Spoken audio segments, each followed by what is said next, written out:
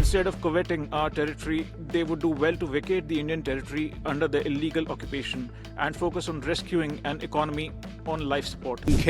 As the continued gross violations and denial of the Kashmiris' rights. Perhaps once they find time away from exporting terrorism, harboring UN-proscribed terrorists and bombing their own people. While reaffirming our commitment to the universality, interrelatedness and indivisibility of all human rights, we remain concerned at the selectivity that overshadows the work of the Council.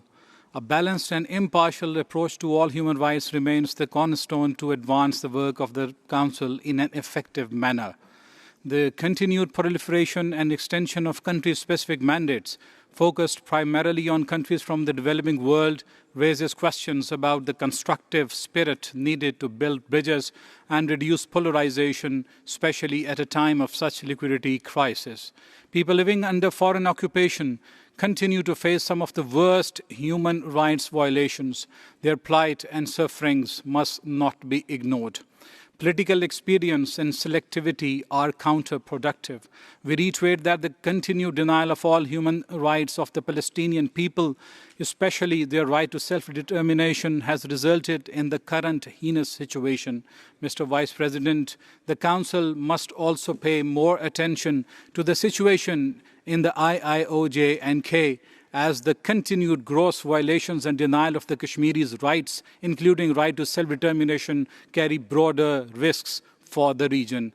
That the Council must remain universal, objective and non-selective in its approach. Our collective efforts should foster unity and constructive engagement, not division.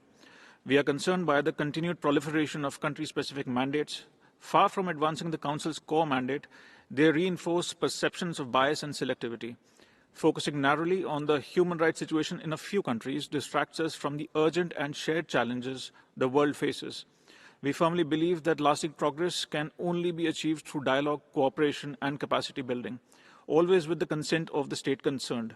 At a time when the world is struggling with multiple crises, the Council's work should be channelized into forging consensus through a non-politicized and forward-looking approach. Mr. Vice President, a delegation that epitomizes the antithesis of this approach continues to abuse this forum with baseless and provocative statements against India.